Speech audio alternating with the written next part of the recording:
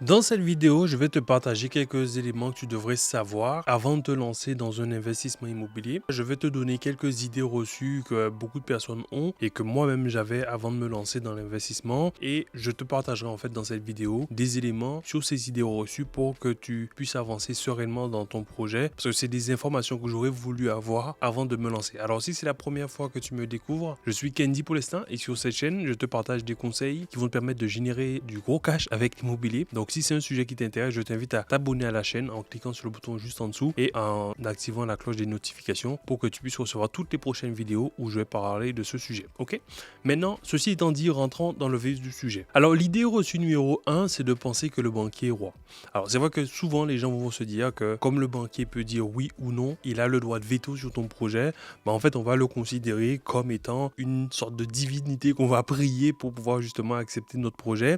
Mais en réalité, on n'est pas en train de demander au banquier ou à la banque de nous faire une faveur. Ce que tu dois te dire, c'est que le banquier, lui, quand il t'octroie un prêt, quand il accepte de te financer ton projet, c'est pas pour tes beaux yeux, c'est pas parce que tu es gentil, c'est pas parce qu'il t'aime bien, mais s'il accepte de te financer ton projet, c'est parce qu'il voit en toi un potentiel partenaire qui va lui permettre de lui aussi gagner de l'argent. Et c'est vraiment dans cet état d'esprit que tu dois aborder cette notion de prêt immobilier, en tout cas la relation que tu auras avec ton banquier. Faut pas le voir comme étant cette divinité que tu vas prier, mais plutôt comme un partenaire qui sera là pour t'aider justement à gagner de l'argent et à qui tu vas apporter de l'argent. Parce que si la banque n'avait pas de clients comme toi, la banque n'existerait pas. Et c'est pour ça qu'il faut vraiment changer cet état d'esprit et se dire non, je ne vais pas là pour quémander un prêt immobilier, je ne vais pas là pour quémander qu'on me finance, je vais là pour apporter une opportunité au banquier. Et quand tu te positionnes de cette manière, en fait, tu abordes un peu mieux la relation avec ton banquier et tu comprends mieux un petit peu les enjeux qu'il y a derrière le fait que le banquier accepte de te financer ton projet ou pas. Et pour t'expliquer un petit peu ce concept, on va prendre l'exemple des artistes. Alors, tu as des artistes qui sont très connus, qui font des chansons qui font un carton, notamment si on prend l'exemple de Florent Pagny. Tu vois, il y a 12 ans, il a sorti une chanson qui s'appelait Savoir aimer. La chanson a fait un carton et en gros, à chaque fois que quelqu'un va utiliser cette chanson, à chaque fois que quelqu'un va jouer cette chanson, il va gagner des royalties. Mais les royalties qu'il va gagner, il va devoir les partager avec une certaine personne qui est Pascal Obispo, parce que c'est Pascal Obispo qui a écrit les paroles de cette chanson. C'est la même situation pour Johnny Hallyday qui doit partager les royalties de la chanson Quelque chose de Tennessee avec Jean-Jacques Goldman. Et c'est également la même chose pour Céline Dion qui doit partager les royalties de la chanson Pour que tu m'aimes encore avec Jean-Jacques Goldman. Ce que tu dois retenir de cet exemple, c'est qu'un chanteur sans parole ou même des paroles sans chanteur, ça n'ira pas bien loin. Et ce qui va vraiment faire toute la magie, c'est vraiment cette collaboration, cette synergie qu'il va y avoir entre ces deux artistes qui va faire qu'on va tomber sur un tube, quelque chose qui va vraiment leur permettre de vraiment gagner beaucoup d'argent. Et en immobilier, en tout cas avec le banquier, ce sera pareil. Parce que le banquier, lui, son objectif, ce sera justement de trouver le bon partenaire qui sera en mesure, ou en tout cas qui saura faire bon usage du capital qu'il va lui prêter, qui va leur permettre à tous les deux de gagner beaucoup d'argent. Donc ce que tu dois retenir, c'est que le banquier, quand il te prête de l'argent, c'est pas pour te faire une faveur. Il te prête de l'argent parce qu'il a espoir que tu vas lui permettre de gagner beaucoup plus d'argent en retour. Donc faut vraiment que tu abordes cette relation avec ton banquier comme étant une relation d'égal à égal, ou en tout cas de partenariat gagnant-gagnant, où les deux vont apporter quelque chose à l'autre et pas comme une relation où c'est toi qui viens quémander et tu attends que Dieu le Père, le monsieur, monsieur le banquier, t'accorde un crédit pour pouvoir avancer sur ton projet immobilier. Okay? Donc ton rôle en tant qu'investisseur, c'est d'aller trouver ton partenaire à toi qui va t'aider justement à trouver du capital et à qui tu vas pouvoir justement permettre de gagner de l'argent. Et si tu as cet état d'esprit quand tu recherches ton financement, ce sera plus facile pour toi justement d'aborder les discussions que tu auras avec ton banquier pour que tu puisses toi obtenir ton financement et avancer sur tes projets immobiliers. Donc, faut pas que tu vois le conseiller bancaire un peu comme quelqu'un, un roi qui aura le droit de veto sur ton projet. Non, faut plus le voir comme une personne qui sera là pour valider si tu es un bon partenaire pour la banque. Est-ce que à deux, vous allez pouvoir vraiment gagner de l'argent, ou si tu seras quelqu'un ou un partenaire qui va lui faire perdre de l'argent. Et s'il estime que tu es un partenaire qui va lui faire perdre de l'argent, naturellement, il ne travaillera pas avec toi. Et si par contre, il estime que oui, tu es un bon partenaire, à ce moment-là, ce sera normal qu'il puisse travailler avec avec toi. L'idée reçue numéro 2, c'est de penser que la banque est une sorte de machine. Souvent, les gens voient la banque un peu comme une espèce d'institution opaque qui est là pour distribuer de l'argent. Mais la vérité, c'est que derrière la banque, ce sont des êtres humains, avec tout ce qui caractérise les êtres humains et qui les différencie justement des machines. Et ces personnes, justement, ont des objectifs personnels et financiers, comme dans toute entreprise à but lucratif. Et justement, pour te raconter une anecdote, je me souviens quand j'ai été voir le banquier une fois pour pouvoir avancer sur un projet immobilier. Et là, il m'expliquait un petit peu ses objectifs de l'année. Il me disait, mais monsieur Paulestin, là, ça va être tendu cette année pour moi parce que là, j'ai genre 2 millions à prêter. Et là, du coup, j'étais surpris. Je me disais, ah ouais, donc en fait, il a lui-même un objectif de montant à prêter. Et du coup, je lui disais, bon, ben, en rigolant, ben, vous inquiétez pas, je suis là pour vous aider. Je vais vous aider justement à donner tout cet argent. Tout ça pour te faire comprendre que dans une banque, c'est comme dans une entreprise. Les gens qui sont là, les conseillers, ils ont des objectifs. On leur dit, bon, ben, cette année, tu auras tant de trucs à vendre. Je sais pas, tant d'assurance à vendre, tant de prêts immobiliers à donner, etc., etc.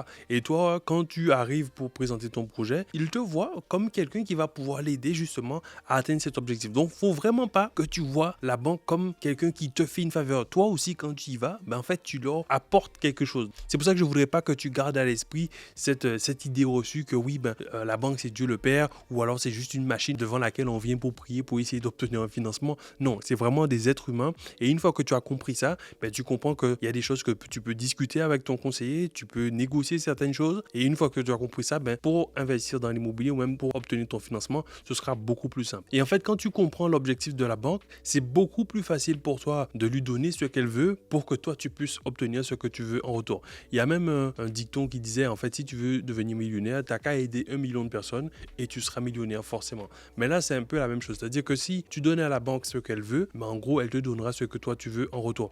Pour que tu puisses comprendre un peu cet exemple, en gros, c'est comme si tu avais deux amis. Tu en as un qui, quand tu lui prêtes ta voiture propre, nickel, avec le plein, il te la rend sale avec des poils de chien sur la banquette et avec le voyant de la réserve qui est allumé. Et tu as l'ami 2, lui, quand tu lui prêtes la voiture limite en réserve, il te la rend avec le plein, avec la voiture nettoyée qui est propre, qui est nickel. Ben, si un jour tu dois prêter ta voiture à l'un des deux amis, ben, naturellement, tu préféreras prêter ta voiture à l'ami 2 qui, lui, va te rendre la voiture propre avec le plein, etc., que celui qui va te la rendre dégueulasse. Et pour le banquier, c'est pareil. C'est-à-dire qu'il va préférer prêter son capital à quelqu'un qui va lui rapporter de l'argent, c'est-à-dire quelqu'un qui va payer ses mensualités, quelqu'un qui va peut-être lui prendre des services financiers, qui va prendre une assurance chez lui, etc., que de donner un capital à quelqu'un qui va, ne pas payer correctement ses mensualités, qui aura tout le temps des retards, etc.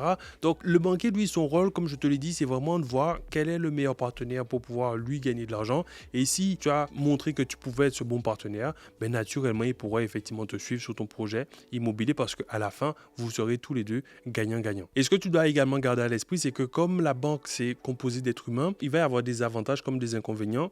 Et un des inconvénients, justement, de ça, c'est que, bon, c'est aussi un avantage, je dirais, c'est qu'il va y avoir cette notion de feeling, un peu comme dans une relation de couple. C'est-à-dire que tu ne pourras pas plaire à tout le monde. Il y a des banquiers à qui tu as présenté ton projet ou ton profil et ils ne seront pas forcément emballés. Et il y en a d'autres avec qui le feeling va passer. Ils vont se dire, ouais, ben, lui, je l'aime bien ou elle, je l'aime bien. Et ils vont pouvoir effectivement te suivre. Et du coup, ton job à toi, ce sera de faire en sorte de te présenter de la meilleure des manières pour que tu puisses plaire à la majorité des banquiers que tu vas voir. Parce que tu pourrais arriver et présenter ton profil et puis on voit que, bon, ben, du moins, il y a plein de trucs qui ne sont pas fun à voir. Et là, du coup, ben, naturellement, tu vas avoir effectivement beaucoup de banquiers qui vont te dire non. Et pour justement augmenter ton taux de réussite, mais ce que tu vas faire, c'est essayer d'avoir une bonne gestion de tes comptes, avoir des comptes propres, avoir effectivement un profil qui soit assez sexy à présenter.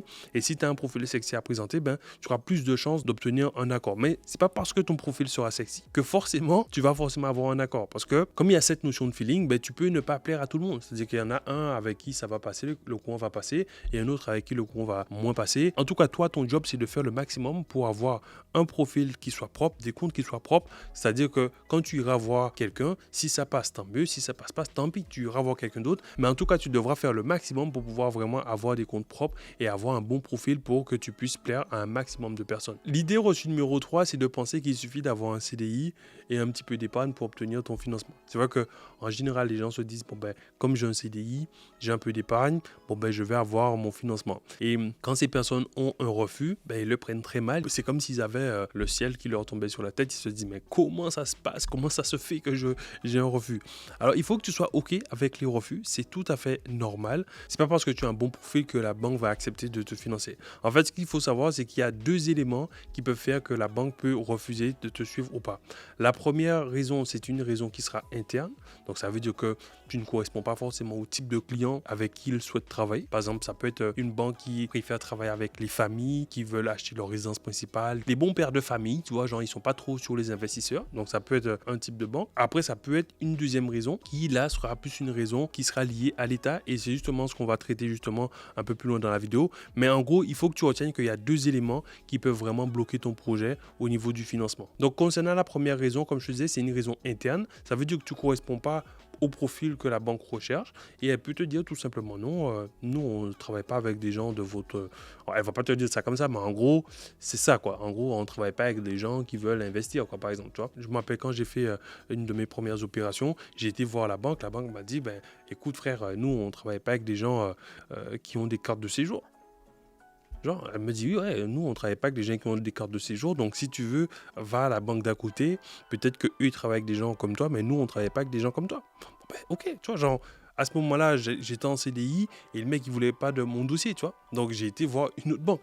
Tout ça pour te dire que c'est pas parce que tu as un CDI que ce sera OK. Alors, il y a des gens qui vont dire oui, mais c'est parce que tu es étranger. Oui, mais même si tu peux être étranger, mais tu peux avoir d'autres raisons. Comme je te dis, il y a des gens qui ne sont pas étrangers. J'ai des gens que j'ai accompagnés qui sont français, que la banque a dit non, et pourtant ils étaient français, ils sont fonctionnaires, ils ont de l'épargne, etc. Et pour une raison qu'on ignore, ben, la banque a dit non, frère, moi je ne suis pas pour les projets d'investissement comme ça. Donc, va voir ailleurs si j'y suis. Donc, tout ça pour te dire que c'est OK d'avoir un refus. Donc, je ne veux pas que tu te dises, OK, ben, comme la banque m'a dit non, ben, finalement, c'est que je ne peux pas investir. Non, simplement, cette banque-là ne veut pas. Il faut simplement que tu ailles voir ailleurs. Moi, je vois vraiment le fait d'obtenir ton financement vraiment comme les relations de couple, tu vois, de séduction. C'est-à-dire, tu dois faire le maximum de ton côté pour obtenir un numéro ou obtenir un oui. Mais c'est pas parce que tu as fait le maximum que forcément tu auras un oui de l'autre côté. Si en face la personne tu n'es pas son style, mais t'es pas son style. Et si t'es pas son style, c'est ok. Tu vas voir quelqu'un d'autre.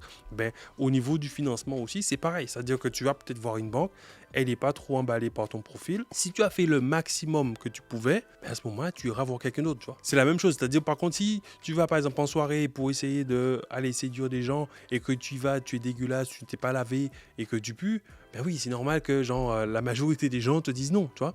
Mais si tu es propre sur toi, tu t'es bien habillé, tu es propre, tu sens bon, ben même s'il y en a une qui veut pas, ben forcément tu devras trouver chaussures à ton pied. Et avec le financement, c'est pareil. C'est-à-dire qu'il y a des banques, même si tu as le bon profil, c'est-à-dire même si tu es en CDI, même si tu as de l'épargne, même si entre guillemets tu as tout pour plaire entre guillemets au niveau financier, ben elles peuvent te dire non et c'est pour ça qu'il faut pas le prendre mal quand on va te dire non, c'est tout à fait normal et à ce moment-là tu pourras simplement te dire ok ben celui-là ne veut pas, ben, je vais voir un autre partenaire, mais il ne faut pas que tu te dises « Oh non, mon Dieu, c'est fini pour moi. » quoi, tu vois. Donc ça, c'est vraiment l'idée reçue numéro 3, te dire que ouais, forcément jouer mon financement parce que j'ai un bon profil. Non, ça ne marche pas comme ça. Comme je te l'ai dit au début de la vidéo, c'est des êtres humains. Il y a des trucs pour lesquels on ne sait pas pourquoi ça fonctionne ou ça ne fonctionne pas. Ça match ou ça ne matche pas. Bon, ben c'est tout. Une fois que tu connais les règles du jeu, à ce moment-là, tu peux mieux jouer et puis passer au niveau supérieur. Et ce qui peut également arriver, c'est que tu peux tomber avec une banque ou un conseiller avec qui le feeling passe bien. Il se dit, OK, il aime bien ton profil, mais que ta demande soit bloquée pour une raison qui, elle, cette fois, sera externe à la banque. Et cette raison, c'est le taux d'usure. Alors, c'est quoi le taux d'usure? Pour faire simple, le taux d'usure, c'est un taux qui a été fixé par l'État qui dit qu'en gros, tout prêt, que ce soit de la consommation ou prêt immobilier, ne devra pas dépasser tel taux maximum, c'est-à-dire avec tout, en prenant tous les frais annexes, ce taux qui aura été fixé ne devra pas être dépassé et s'il est dépassé, à ce moment-là, celui qui a prêté l'argent sera considéré comme étant entre guillemets hors la loi, c'est-à-dire qu'il aura fait quelque chose d'illégal parce qu'en gros, on leur dira, ben, vous saviez que le taux était de, je sais pas, 4% et vous avez prêté de l'argent à cette personne à un taux à 4,5%, à ce moment-là, vous avez fait quelque chose d'illégal et là, du coup, ils vont subir les sanctions qui vont bien. Mais du coup, pour ne pas avoir à subir ce genre de sanctions, les banques, quand elles voient que le taux qu'ils devraient te proposer par rapport au risque lié à ton projet À ce moment-là, s'ils voient que le taux sera au-dessus du taux d'usure, à ce moment-là, ils te diront simplement, malheureusement, on ne peut pas t'aider et du coup, tu seras obligé d'aller voir ailleurs ou alors d'essayer de trouver une autre solution pour pouvoir financer ton projet. Et là, peut-être que tu es en mode genre, mais pourquoi ils ont mis cette histoire de taux d'usure parce que ça nous embête et tout. En fait, il faut voir le taux d'usure vraiment comme une mesure qui est là pour protéger les personnes qui vont emprunter, que ce soit les entreprises ou les particuliers. Parce qu'en fait, s'il n'y a pas ce taux d'usure ou s'il n'y avait pas cette mesure en place, ce qui pourrait se passer, c'est que les banques pourraient effectivement prêter à des taux vraiment exorbitants et à la fin, les gens se retrouveraient effectivement dans un gouffre où ils ne peuvent pas s'en sortir, quoi.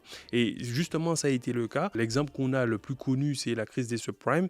En gros, ils ont prêté à des taux importants à des gens et à ce moment-là, les gens, ils se sont retrouvés à emprunter plus qu'ils ne pouvaient et à ce moment-là, ils ne pouvaient plus rembourser et du coup, ça crée un bordel monstre et du coup, c'est vraiment la crise. Et justement, en France, pour éviter ça, l'État a mis en place ce taux maximum qui dit que, ok, à partir d'un certain moment, quand le risque est trop élevé, vaut mieux ne pas prêter à la personne pour justement éviter des situations de surendettement où effectivement, il va y avoir un phénomène en cascade qui ne va pas être bon parce qu'en gros, la personne ne peut pas payer. Comme elle ne peut pas payer, la banque elle-même ne peut pas rembourser et du coup, ça met un peu un bordel. Donc, pour éviter ce genre de situation, il y a le taux d'usure qui sera là pour pouvoir bloquer certains projets. Ça veut dire que si demain, tu veux te lancer dans un projet, il y a la banque qui peut effectivement te refuser parce que tu ne corresponds pas à son profil et quand bien même tu corresponds à son profil, tu peux être bloqué par le taux d'usure même si effectivement sur papier tu avais le bon profil, c'est-à-dire tu es en CDI, tu as un peu d'épargne. Du coup, il se peut que l'une de ces deux raisons puisse te bloquer dans ton projet, soit parce que tu ne corresponds pas au profil de la banque, soit parce que le taux d'usure, tu l'auras dépassé. Mais en tout cas, ce que tu dois retenir, c'est que ce n'est pas parce que tu as un CDI et que tu as de l'épargne que forcément tu pourras forcément finaliser ton projet. Et si tu veux avoir plus d'informations sur le taux d'usure et savoir un petit peu comment ça fonctionne, j'ai préparé justement une autre vidéo sur le sujet. Tu trouveras le lien justement ou sinon je te mettrai le lien dans la description. Donc comme je te disais, il y a deux éléments qui peuvent te bloquer. Donc soit effectivement c'est une raison interne à la banque ou soit c'est le taux d'usure. Donc maintenant, les deux conseils que je peux te donner pour justement maximiser tes chances d'obtenir ton financement. Conseil numéro 1, ce sera d'essayer d'avoir le meilleur profil possible. Donc essayer d'avoir une bonne gestion de tes finances et d'avoir une situation professionnelle stable qui te permettrait effectivement d'investir. Et le deuxième conseil, c'est effectivement de changer de banque, c'est-à-dire ou de changer de partenaire, de voir d'autres partenaires qui pourront t'aider. C'est-à-dire si tu vas voir la banque A et qu'elle te dit non, à ce moment-là, c'est tout. Tu vas voir la banque B parce que c'est pas parce que la banque A a dit non parce que tu dépassais le taux d'usure que avec la banque B, ce sera pareil, tu vois. Donc, tu peux effectivement changer de banque, voir une autre banque. Et si la banque A a dit non, la banque B a dit non, la bonne nouvelle, c'est qu'il reste encore 24 lettres dans l'alphabet, donc tu vas voir la banque C, D, etc., etc. L'idée reçue numéro 4, maintenant, c'est de penser que la banque prête uniquement aux gens qui ont des gros revenus. Alors, je sais que c'est une idée qui est un peu courante de se dire, oui, la banque prête qu'aux riches, etc. Alors, ce que je voudrais que tu te dises, c'est que c'est pas parce que tu as des gros revenus que la banque va te suivre, et c'est pas parce que tu n'as pas de gros revenus que la banque va pas te suivre. En tout cas, dans les deux cas, c'est une idée reçue. C'est-à-dire qu'il y a des gens qui vont avoir un salaire ou des revenus un peu plus faibles, mais qui vont quand même pouvoir obtenir un financement et il y a d'autres personnes qui vont avoir des revenus assez importants et qui n'auront pas de financement. Déjà, c'est des choses que j'ai vues moi-même, c'est-à-dire qu'il y a des gens effectivement qui gagnent beaucoup et pourtant, c'est impossible pour eux d'obtenir un financement. Pourquoi ? Parce qu'ils ont une mauvaise gestion de leurs finances. C'est-à-dire que la personne qui gagne peut-être 4 000 € et qui finit le mois à moins 200, moins 300, moins 500 tous les mois, cette personne-là ne pourra pas obtenir de financement, même si elle gagne 4 000 €.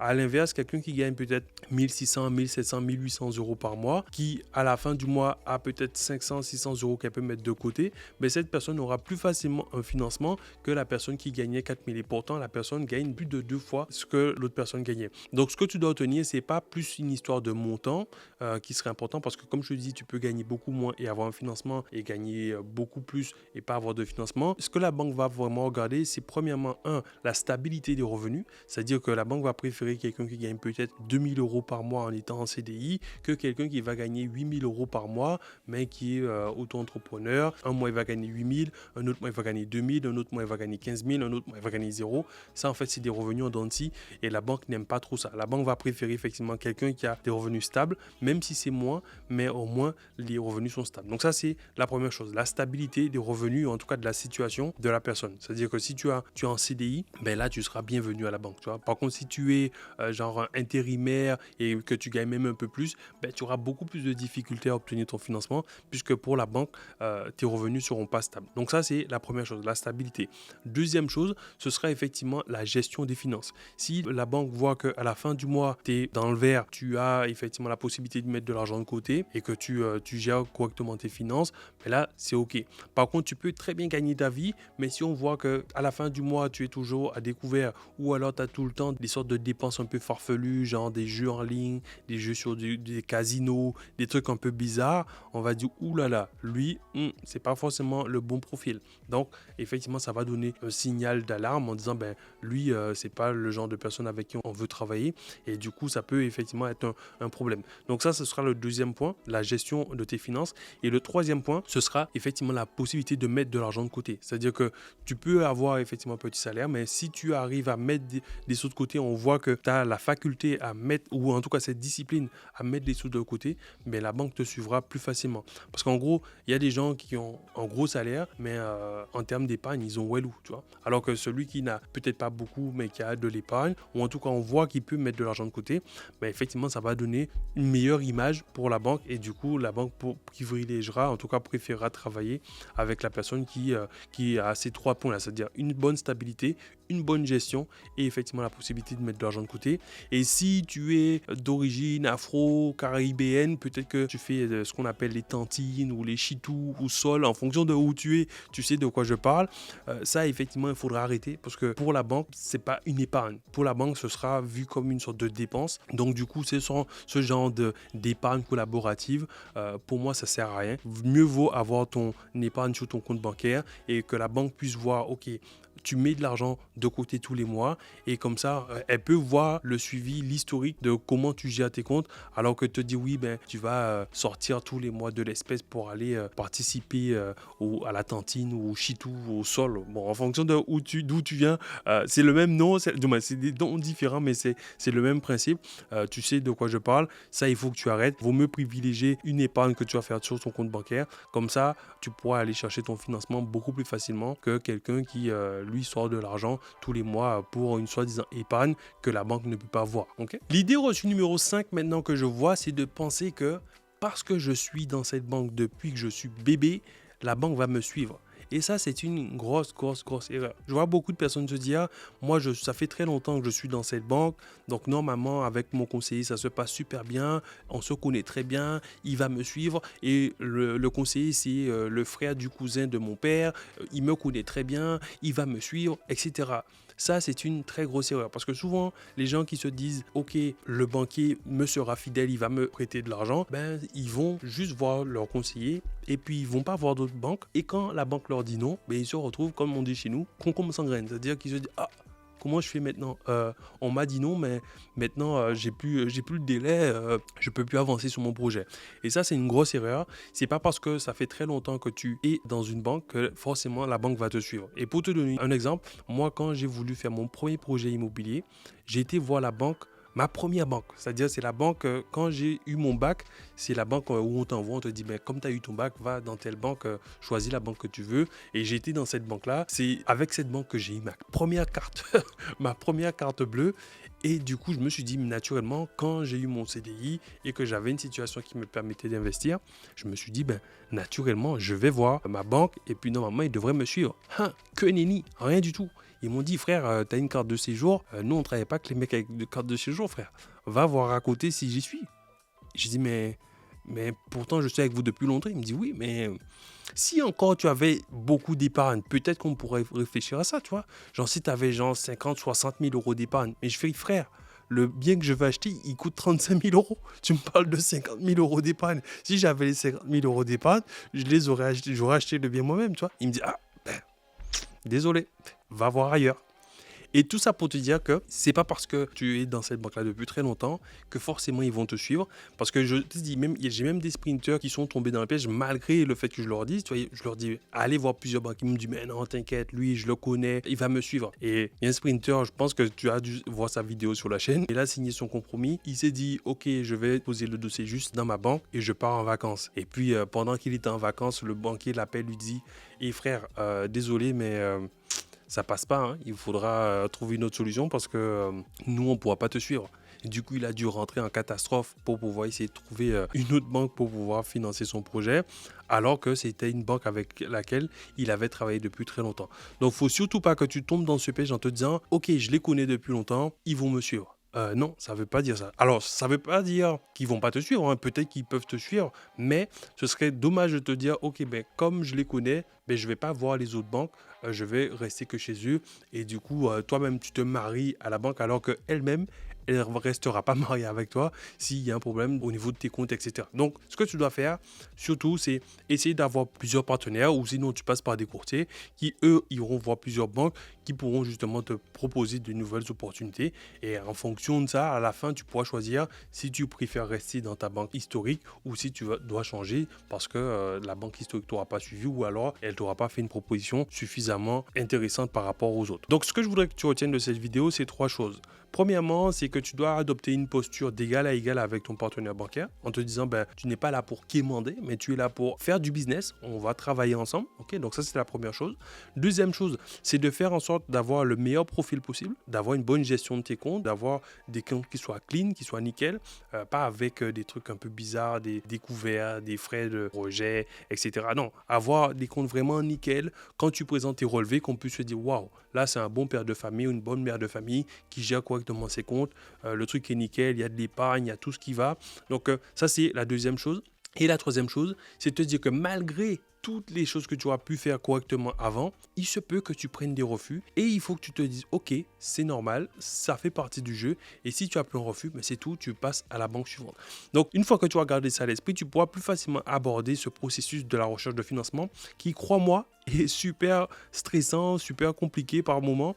Donc, une fois que tu as ça en tête, tu te diras, ok, tranquille, je fais ce que j'ai à faire de mon côté et si j'ai un refus, c'est pas grave, je vais voir une autre banque et il y en a qui vont présenter leur projet, on va dire oui tout de suite et il y en a, ils vont peut-être passer 10-15 banques avant d'avoir un accord de principe. Donc toi, ce que tu dois te dire, c'est que c'est tout à fait normal d'avoir un refus, donc ça fait partie du jeu. Donc si tu en as, c'est ok, simplement, il faut juste que tu passes au suivant, ok? Donc maintenant, si tu veux aller plus loin sur l'investissement immobilier, j'ai justement écrit un livre qui s'appelle Comment investir dans des immeubles rentables. Donc tu auras justement un lien dans la description qui te permettra d'obtenir un exemplaire gratuitement de ce livre. Et si tu veux aller plus loin, tu auras également une vidéo d'étude de cas qui t'expliquera un petit peu toute la stratégie des sprinters. Et si tu veux même encore aller plus loin, tu pourras réserver un appel avec un membre de mon équipe et voir un petit peu comment nous, on peut t'aider sur ton projet. On pourra faire un point avec toi, on va t'appeler, on va faire un point sur ta situation et on pourra effectivement voir si on peut t'aider à avancer sur ton projet. Et si c'est le cas à ce moment-là, on pourra justement t'intégrer au programme des sprinters pour que tu puisses toi avancer rapidement sur ton projet. Voilà, en tout cas, j'espère que cette vidéo t'a aidé. Si c'est le cas, ben, je t'invite à me mettre un pouce bleu. Si tu penses que ça peut aider une autre personne, ben, je t'invite à lui partager cette vidéo. D'ici là, moi je te souhaite une excellente journée. Je te dis à très bientôt et je te dis ciao ciao.